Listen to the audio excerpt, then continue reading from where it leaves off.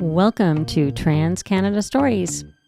I'm Sin Sweeney, and I'm joined by the lovely co-host Emma Stanley. And in Trans Canada Stories, we're all about going beyond binary and telling stories of trans people as people. Welcome to the show. All right, folks. Hello. My name is Emma Stanley. I use she, her pronouns. And I'm Sin Sweeney. I use she, her pronouns. And together we host the podcast Trans Canada Stories.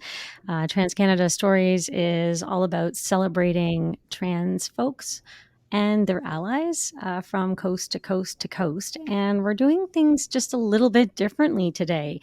Number one, we are live streaming in with a new platform. So this is new. And we're also celebrating Accessibility Week. The theme for Accessibility Week is Forward Together, Accessibility and Inclusion for All, and it runs nationally from Sunday, May 26th to Saturday, June 1st. And it's celebrating the valuable contributions and leadership of people with disabilities in Canada, the work of allies, organizations, and communities that are removing barriers, and ongoing efforts to become a more accessible and disability inclusive Canada. Phili- Excuse me, physical accessibility is like a major component of inclusion work, but we always also have to consider less obvious barriers to creating welcoming environments. Today, we called in an expert, and she is unstoppable when it comes to her valuable contributions and leadership advocating for accessibility, life, and laughter. Michelle Mahoney was born with a condition that limited mobility in her hands, arms, and knees, and she was born with clubbed feet and a dislocated hip. The doctors told her parents she would probably never walk. But flash forward to 1995 when Michelle graduated from St. Francis Xavier or St. FX University with what she likes to refer as a Bachelor of Arts and a major in independence. Actually, it was a Bachelor of Arts in Sociology and a major in independence. After working at Dalhousie University for 23 years, Michelle now sits on the board of directors with Easter Seals, Nova Scotia, and Easter Seals Board of Canada as the Nova Scotia representative. She's also the accessibility officer at University of King's College right here in Halifax, Nova Scotia. Michelle is also an avid surfer, enjoys downhill skiing and water skiing, and enjoys spending time with her husband, family, friends, and her dog, Gus. Welcome to Trans Canada Stories, Michelle. Thank you. Thank you so much for having me. It really is wonderful to have you here.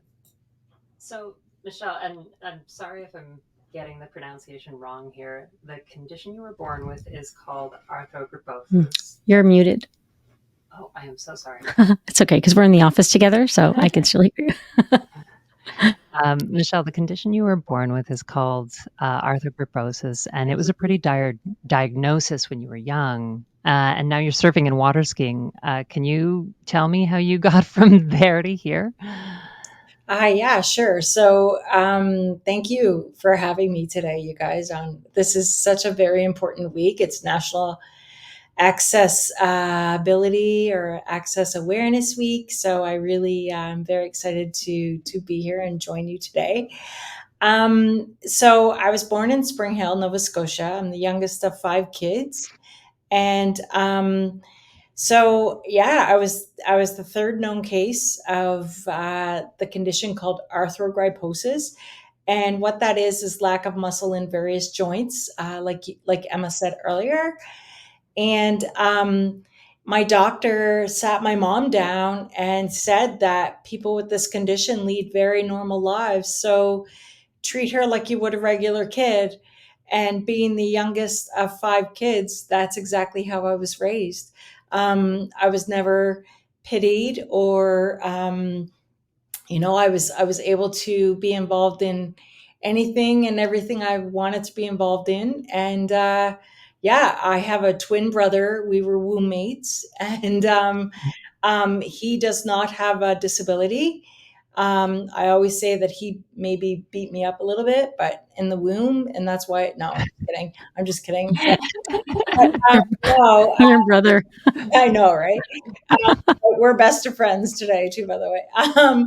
But yeah, so I guess being a person with a disability and growing up in a small town, like my mom advocated for me for everything, and every year she would have to go in and educate the teachers that they would be having a student with a disability in their class that year, and it just that's kind of just how we went on, and but like I said earlier too about being involved in many things. My mom would be sitting on the sidelines worried. Little did I know that she was worried, but again, I was just involved in anything and everything. And so to me, I was a normal kid because I just did everything that everyone else was doing, and yeah.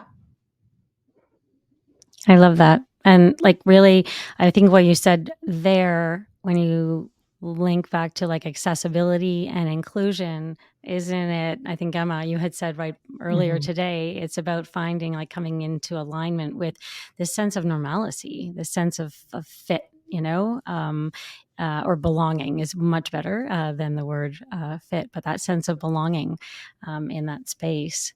Is there, anything that stands out to you, like as far as, your journey has gone so far, that, somebody who maybe has, you've said your mom, that has really helped you to ensure you're being included?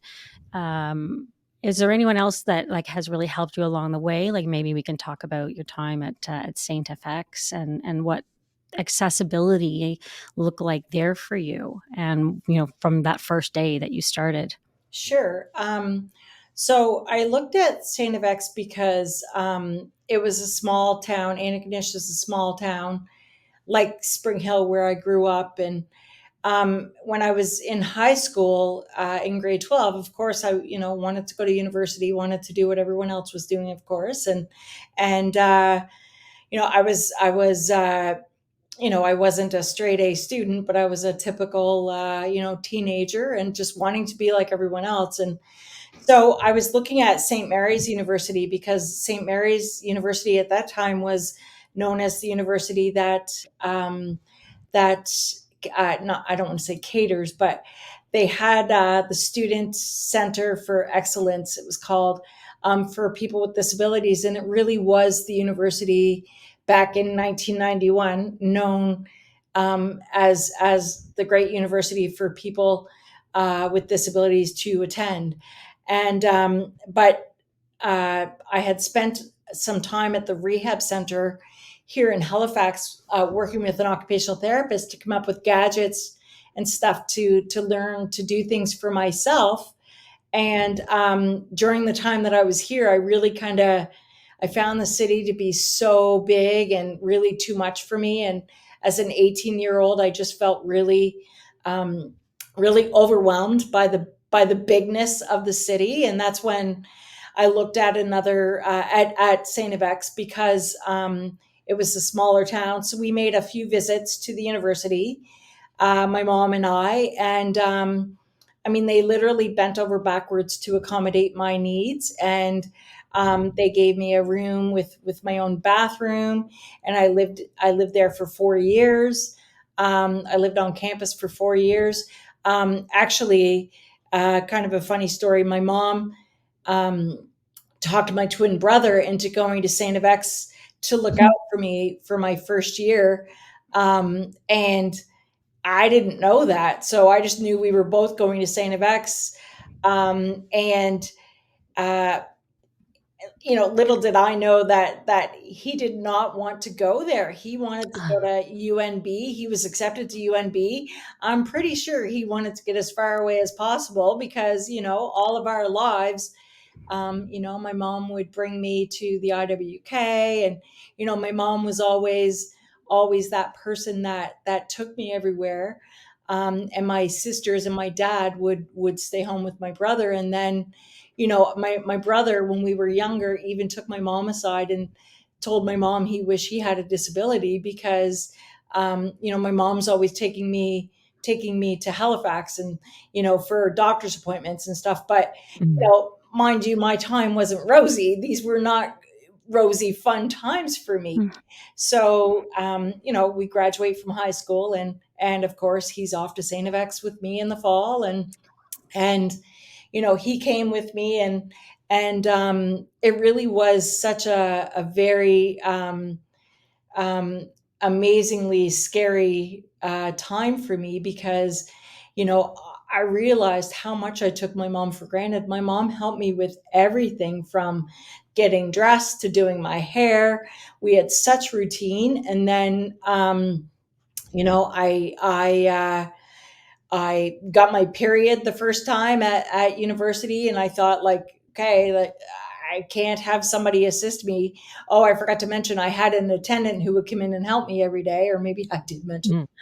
Mm. And so, but it just wasn't the same because we had such routine. And so when it came time for me, when I had my period the first time, I thought, "Oh, I got to figure this out. I gotta, it's such an intimate, private, dignified process." And I just, I said, I've got to figure things out, and I did. I figured it out. I came up with a way to be able to take care of myself every time I would have my period. I was able to completely independently take care of that, and that was such a big obstacle. And the day that I did that for the very first time, I called my mother on the phone, collect, and said, I can do anything in this world. I can conquer the world because I can do that for myself.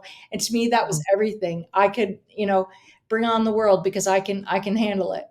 And so that's Hmm. why I tell people that I graduated in May 1995 with what I like to refer to as a Bachelor of Arts with a major in independence, because um, I have an X ring, and I earned that X ring, and I earned my degree. My marks are horrible, but the life lessons I learned were invaluable. Well, Mm. that's it. So many people go off for life skills, but for yourself, that looked completely different. And it must have been even that much more scary. It just must have been in that moment when you're trying to figure it out in real time. How do you do this? And your brother is your support. And it's like, don't think I want my brother to be helping me out with this, or, I mean, that's incredible. And I mean, the thing about my brother too is I always knew that I would have supper every night because we planned, regardless of where we were, we planned to go to supper together every night. So that's what we did at the meal hall every night. So That's amazing. yeah. What kind of things did he help you with then? Was it, like, because it's trade, right? Cafeteria is Yeah, yeah, self-serve? so he'd carry my tray and we'd sit together, and then, as the year got going, we would have the same friends. We had a couple of classes together, but that's really it. And then after my first year, he didn't go back to St. FX, but I did. And then Mm. I did have the attendant who would come in and help me, but it just kind of got less and less and less. Like, I really figured out how to do things for myself, and really I learned to live away from my mom, and that's really, I'm so glad I was given that opportunity. Because I know a lot of times growing up, I was really hard on her, and because we're hard on the ones we love, right? But she would always be there no matter what. So I guess I kind of really learned what I took for granted, and yeah, so I have such a lot of respect and love for my mom. So, something that comes up for me in that story is this idea of the balance of independence and support. Um, so, as the accessibility officer at King's, when you're thinking about different supports to offer students, how do you balance that? The independence on one hand and learning to live on your own, and support on the other? and wanting to avoid being overbearing, but also not wanting to leave people without enough support. So it's kind of funny. I tell a lot of my stories to students because I know what it's like to go to, to be a student with a disability at a very inaccessible campus. And I mean, let's talk about the world is very inaccessible. Mm-hmm. St. FX, where I went, was very inaccessible. So, but if a student comes into my office and they want to go to the accessibility center and they don't know where it is, well, guess what? I'm going to walk them over there because I know exactly where it is. And so what I do is I help students to navigate the process of getting accommodations through the Student Accessibility Center. Mm-hmm. But often I've been able to assist students here at King's. Um, I was able to assist a student last fall to get an accessible room on a different floor in one of our residences so that they could access the no threshold into the shower. So things like that, and Mm-hmm. so even just having conversations with students, I kind of found out that a student was kind of um, dealing with that sort of a challenge, that they would carry their shower stuff from the third floor where they lived to the basement because the basement floor had an accessible shower. So I advocated and assisted that student to be able to get an accessible room on the floor of that. So I guess also just chatting with students. Like every student is different and their needs are different. So yeah, I'm learning to assist however I can.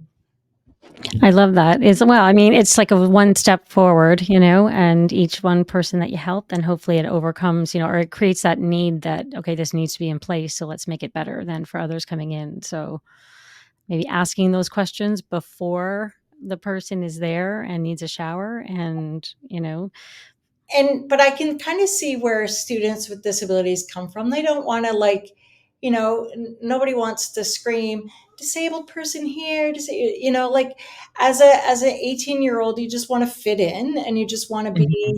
you just want to be like everyone else. You don't want any special treatment. I know what that's like. Mm-hmm. But I I think it's okay to ask for that, and it's okay to ask for help, and it's okay um, that you don't ask for it right at the beginning, as long as because sometimes it doesn't happen at the beginning. It might happen halfway through the year or whatnot, right? So every individual person is there, has their own needs, and whatever needs and goals, and whatever I can do to help them get there.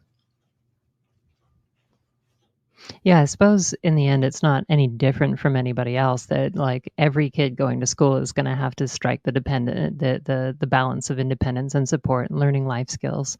But certainly with when there are disabilities involved, there's a little more consideration that needs to go into that. Um, that's quite interesting. So it's Accessibility Week this week, and Red Shirt Day is coming up on Wednesday.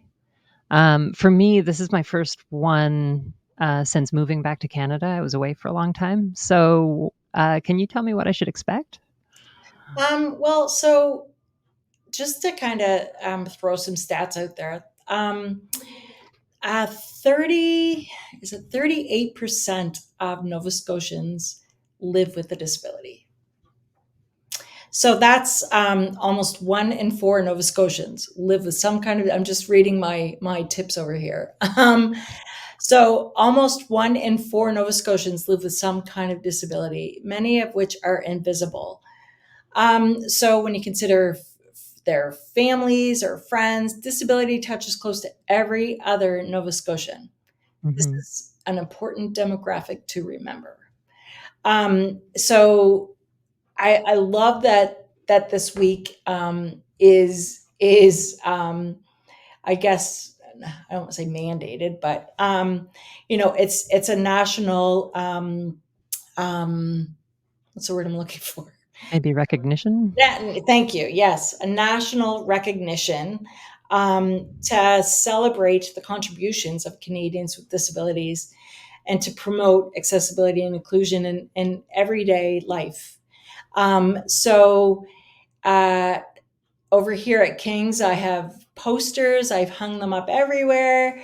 Mhm. I've sent out an email a few weeks ago promoting our week. We do have a flag that was raised this morning, and it'll be put up every day. And it's right outside of our library. And it's beautiful. It's so beautiful. And then I have pins. I'm wearing a pin right now on my my shirt top, and See it there. yeah, and I have stickers and pins to give away. So I just kind of sent out a message again this morning to everyone saying Happy National Access Ability Week, and that on Wednesday is Red Shirt Day. Now, Red Shirt Day was established through Easter Seals, and I know Sin, you said that you told everyone that I'm a part of Easter Seals Canada and Easter Seals Nova Scotia. So this was an initiative in 2019, and I've taken part in it every year. And so Red Shirt Day is on Wednesday, and I encourage everyone to wear a red shirt and have a photo, take a photo. And I have some links or hashtags that you can tag. Is that right? Yeah, perfect. You can share them and we can put them in the Yeah, notes I too. will share them. Sorry, I didn't even think of that until now. Of course. Yeah, no, that's okay. Do you know why the color red was chosen? Oh my goodness, I'm not sure. You caught me off guard. I can find out though and let you know. Okay. Okay, yeah, no, that'd be great to know because I was wondering if it's in the Easter Seals logo or So because there is red in the Easter Seals logo, both Canada and Nova Scotia. Um, I'm googling, and I shouldn't Google while I'm oh, on a that's call. that's totally fine because we'll find it and we'll pop it in there after Okay, and the nice perfect. yeah. Okay, thank you. And so I think, we're talking about accessibility and celebrating the week. And it was interesting. So we had this great conversation when we got together, Emma and yourself and myself. In April, gosh, I think it was April now at this point. Anyway, and like, of course, I don't know how the conversation got onto toilets, but maybe you took us there. I'm not sure, but Probably.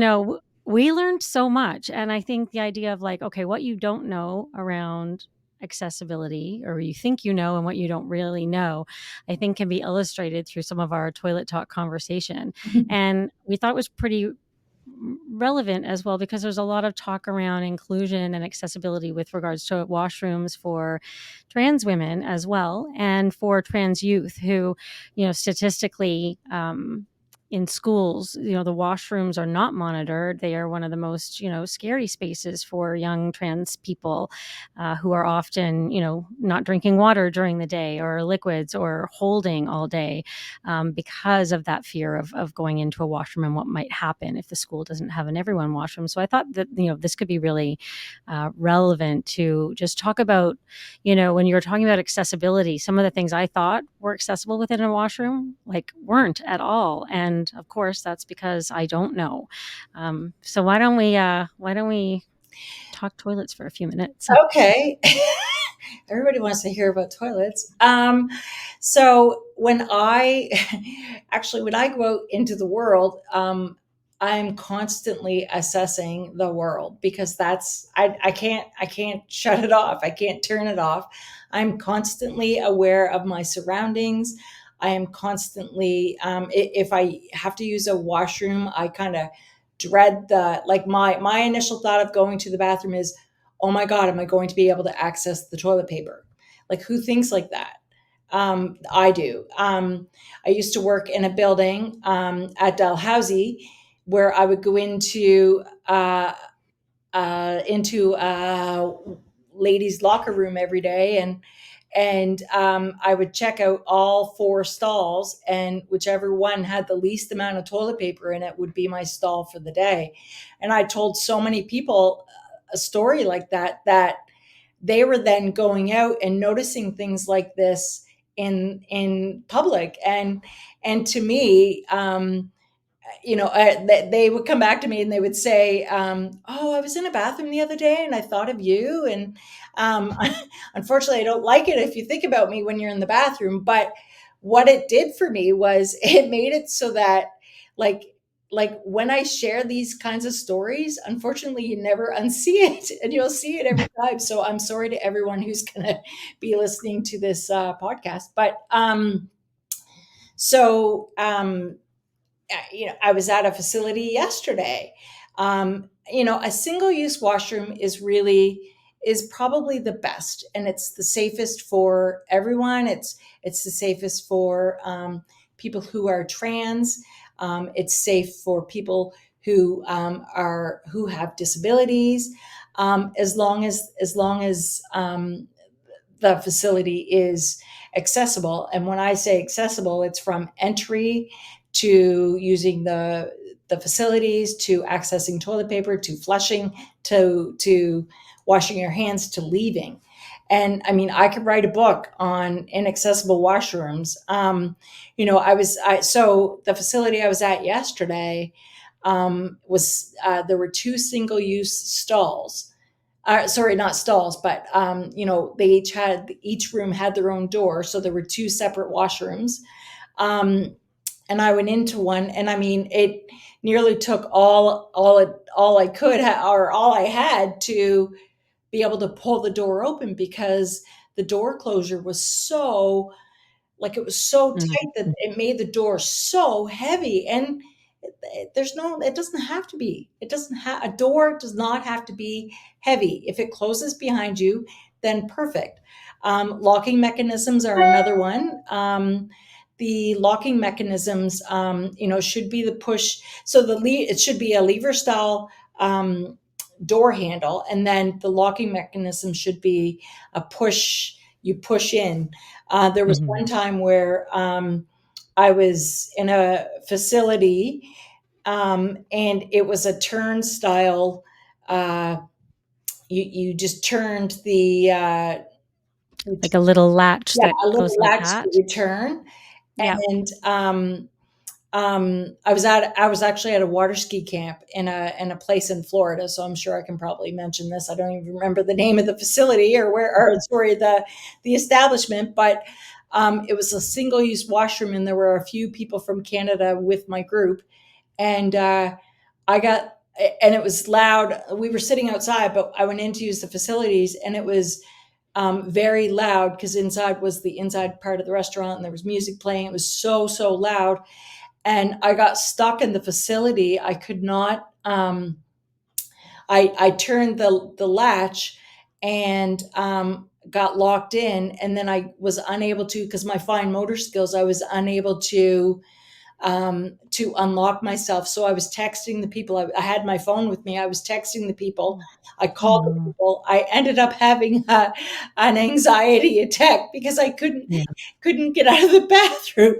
So little things like that can be such a, and like the anxiety that went, like, I panicked. I had a panic attack. Yeah. And so they eventually came. Unfortunately, they had to use a butter knife to break in to get me, but I was in complete panic attack mode, and I was crying so hard. It was, but those are things that everyday people don't even think about. So Mhm. I was telling the story about going to the washroom yesterday. I'm sorry I didn't finish that story, but um, I went into one of the bathroom, and there was water all over the floor, and I was nervous about slipping. So I left that bathroom. I went into the other bathroom, and I pulled toilet paper and it broke, and I pulled toilet paper and it broke, and I pulled toilet paper and it broke. Anyway, I was able to get enough toilet paper, and then the flushing mechanism was on the wrong side, but I was able to access that, and then wash my hands. But then my hands were wet because it was a dryer. It was a machine that you wave your hands under to access the dryer. The dryer would Mhm. automatically come on. I couldn't reach it, so my hands were wet, and I'm trying to open the door. Anyway, it's a disaster, and when you have to go to the bathroom in the public, I'm it's like hit or miss most of the time, and I usually tend to make light of it, and come back and share my bathroom story with whoever's with me, because you can't. I mean, I can't make this up, but Mhm. it's. I was at a facility last week, and they had different stalls. They did have an accessible stall, but every stall I walked by, the toilet seat was down, and I'm like, oh my, Oh, like I couldn't bend down low enough to lift the toilet Mhm. seat. And that's the first time I've ever seen something like that. And there was a sign on the sink that said, please leave toilet seat down to allow the automatic flush to flush. And well, there's a lot of toilets like that now, I think, exactly, too. exactly. Hmm. But and I was talking to some of my friends with disabilities the other day, and I have a friend who has a visual impairment, and she actually prefers the toilet seat to be down. Well, I actually prefer the toilet seat to be up, because I can't I can't reach the toilet seat cover to lift it up if it's down. I mean, I managed it. It was difficult, but those sorts of things like Mhm. are so I did manage to talk to a manager at this facility, and I'm like, you might want to, maybe even I thought about it afterwards, and I'm going to get back to them. Maybe you could even take the lids off, and then but then see people with mobility, or people in wheelchairs that might transfer themselves onto a toilet, also need a backrest. Mhm. So you might not want to take the toilet seat covers away unless they install backrests, because you don't want to be able to, or you don't want to be a person in a wheelchair, um, transferring yourself onto a toilet and then touching the back of the tank with your skin. It could be wet, could be and it could cause somebody to fall. So that's anyway. I Balance know I'm issues. talking way too much about this, but No, I it's interesting though. it's Yeah, no, it's interesting. Like, I'm just wondering, so then, like, you could have that with the toilet seat in the wheelchair accessible washroom, the bigger one, yeah, and then maybe have one, that is specified with, we don't have a back on this one, and this is why. right, But it is tricky, and it does take intention, because it's going to be a little bit more work for the facility. But if you find you have people moving through and it's not accessible for them, then it's not accessible. exactly, Hmm.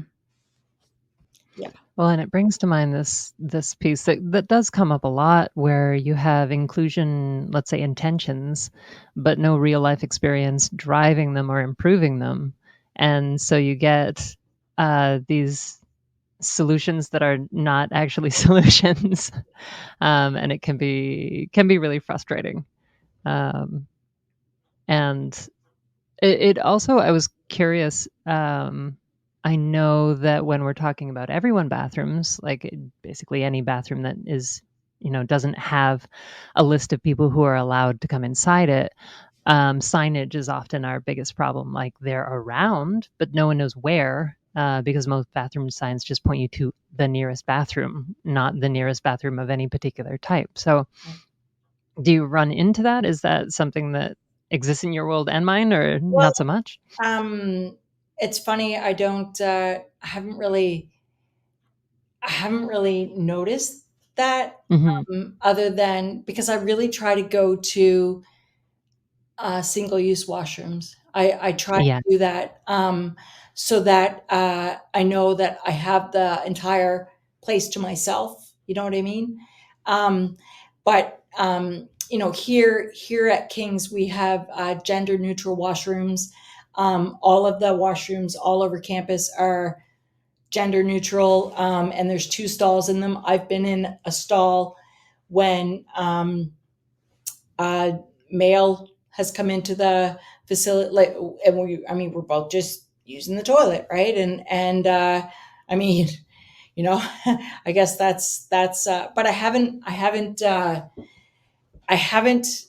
noticed that. No, Mm. um, other than single use washrooms being, um, they have the symbol of a man figure and a woman figure. So Mhm. if they were to say gender neutral or washroom facility, I think that would be so more inclusive.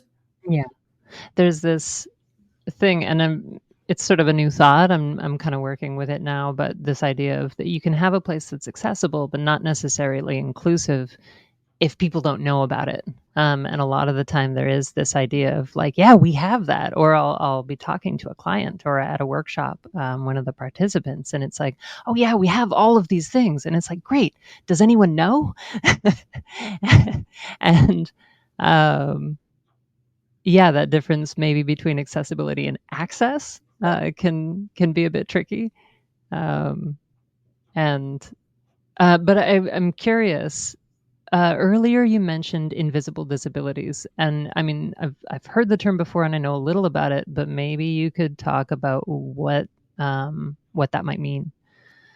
So an invisible disability could be, somebody has dyslexia, or somebody has ADHD, or somebody has a learning disability.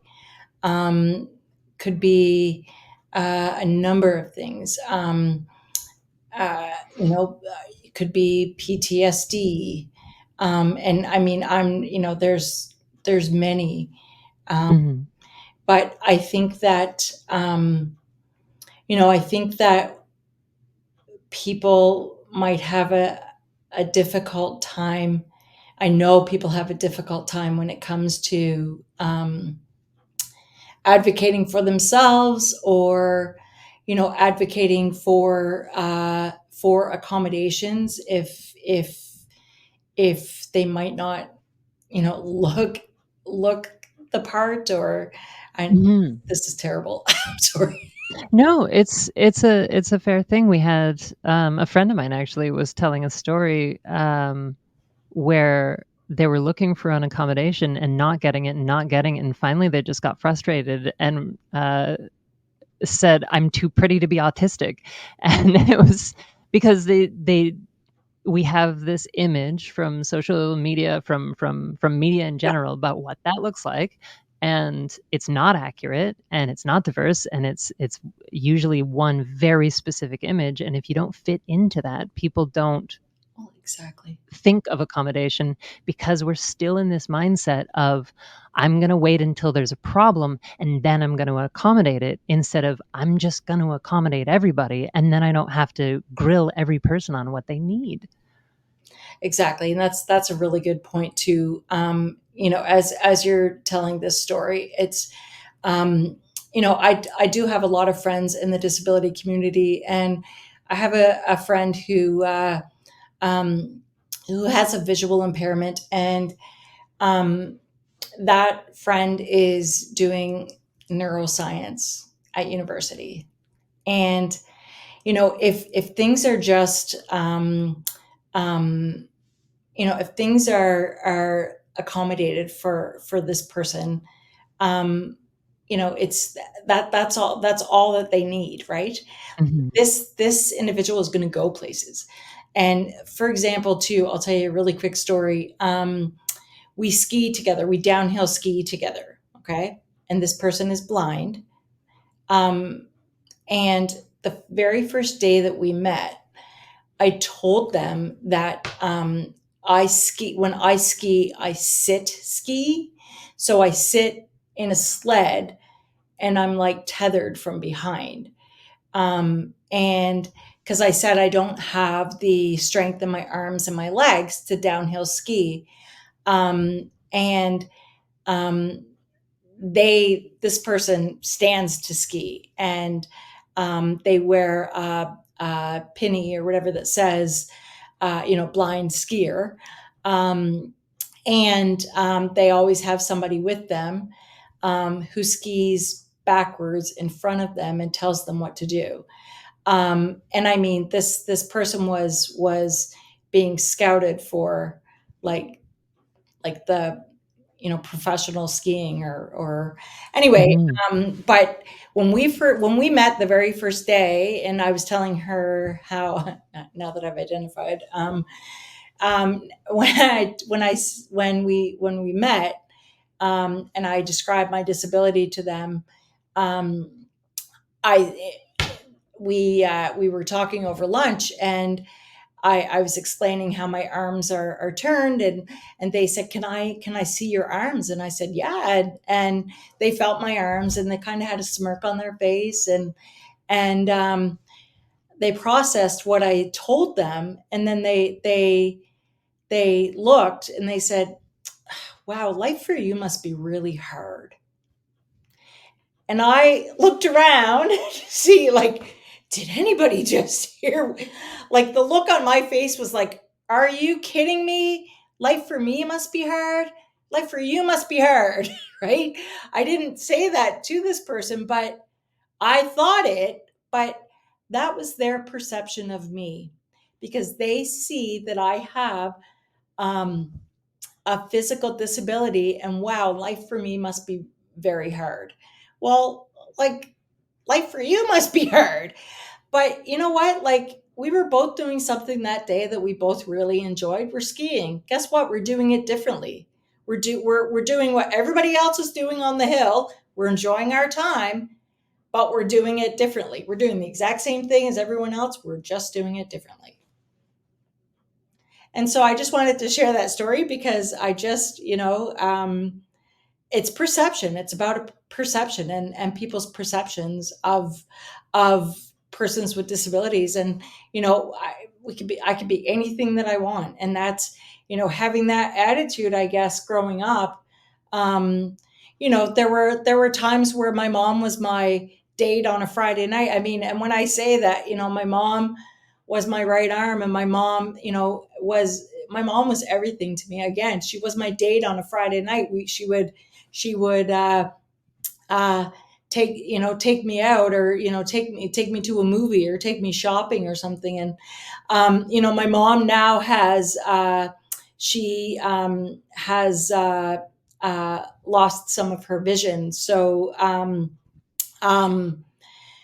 now, talk about role reversal, because I'm the one that's now encouraging her, and take driving her everywhere. So it's really, really neat how things come around, because now Mhm. I'm her advocate, and I'm her support. So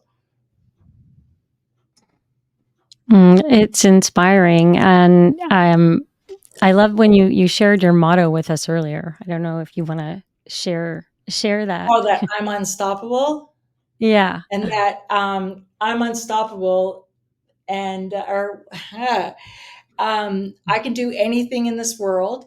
Um, you know, it just might take me a little longer, right? With things in place, might just take a little longer, and I'm unstoppable, of course. Yeah. How many years have you been married, Michelle? 13 years this year. Wow. Yeah, I met my husband Chris. We both worked at Dalhousie, and so we built an accessible home. Well, we didn't build it, but it was built for us, and I have a few things there. I have a ramp out front, and I have a ramp in my garage, and I have a walk-in shower, and I have a place for everything, and everything in its place, and it's a nice, cute little home, and we have a little dog named Gus, a Nova Scotia duck tuller. Very nice, very nice. And does your mom live close by to you? Yeah, Or my mom lives about 8-minute drive from where I live, and it's really great to have her in the city. And yeah, I see her often, and yeah, so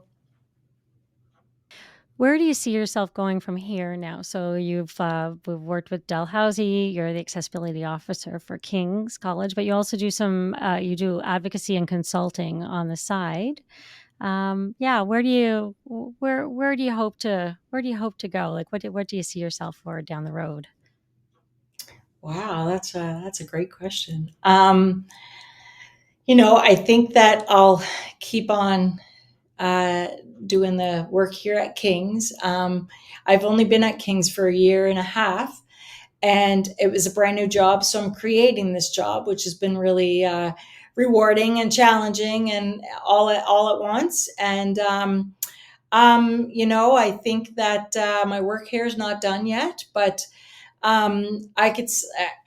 I've landed my dream job here at King's. I continue to educate the world every time I go out and use a public bathroom. But yeah, no, I think just live my life and just doing what everyone else is doing, really, and um, getting maybe a little bit better at assisting students more here at King's and also, I'd really love to put Kings on a map to be a choice for people with disabilities to come to. I can confidently say that we could house a student with a disability, and they can um, um, go on an accessible route to the meal hall, to classes, to the library, and to my office, of course. And yeah, so I think that my work here is still yet to come. Well, it sounds like it. And I have a special place in my heart for King's because I graduated from the journalism school there in 2012. Actually, I know the building well and the campus well, and I know where to find you Yes, downstairs in your beautiful sunny office as well. So we'll have to get together again, the three of us, yes. and uh, and talk toilets and other Gosh. wonders of the world. I really love talking about toilets. So do I. Well, there's a lot to be learned. I mean, the first thing I think, and I don't think you touched on it, was that those toilet rolls that they have like say the silver topper over half of them, and you kind of lift up the Yes. flap. And I thought, oh, well, maybe that has to do with germs or maybe that, but you said like they're not accessible for you at all. Like, and yeah, Oh, so and it's funny, we bought a couple of toilet paper dispensers here just to try them out, open roll toilet paper dispensers, and we put one in one of the bathrooms here in two of the bathrooms. But I had asked different staff. I said, like, so did you notice any change? Oh yeah, I noticed that there's a couple of the grab bars are different, and the toilet paper roll holder is different. And I said, and is it easy to use? And they said, well, actually, I can access the toilet paper a lot easier. And I'm like, okay, my work here is done. And to hear that just really kind of, um, again, makes me feel like my work here is done, because yes, I go out into the world every day, and I'm constantly seeing, the inaccessible world, but I'm not angry, because what's that going to do? Nothing. But also, I take it as an opportunity to educate, and like we have a ramp here to get into our library. Well, guess what? It's a steep ramp, but it's a ramp. It's great that we have a ramp. Yes, it was built to code in 1990 when it was built, but you know what? It's not to code anymore, but we have a ramp. So things like that we need to celebrate. We need to celebrate the small achievements that we do. We've made a lot of changes around Kings with door handles. We've changed doorknob handles to lever style, and everybody benefits from that. There are a number of washrooms here that have accessible doors, and anybody can benefit from an accessible door. Yeah, so those are some of the things that we've done here. Yeah, and it really is those small actions that don't seem like much when people are building plans, but when you actually are living day to day, they're huge. They are. Yeah. Thank you. All right. Well, for those following on social media, if you'd like to follow the link in the show notes, we do have a bathroom sticker that you can put on any bathroom, and it'll just give people directions to the nearest accessible washroom or the nearest gender neutral washroom. We'd love to hear who and how you're celebrating this week. So please tag us at Simply Good Form. And stories like this are possible with support from the TD Bank Group, and we'd like to give them a thank you. Yeah, thank you so much, Michelle, for joining us. And I will have to track down something. This is my red that I had. I put it on today, my scarf. I need to find a shirt. But I did see, I'll put a link in about the Red Shirt Day. And on the website, redshirtday.org, you can make a pledge. You can get a t-shirt. There's a lot of different ways that you can get involved in the day. So we can share that link there too. Perfect. Perfect. Thank you so much for having me. This was super fun, and we'll have to plan a coffee in the upcoming weeks. But you have a great week, and thanks for joining us. You guys have a great week too. Thank you. Happy Thanks so much for National coming in. Accessibility Week.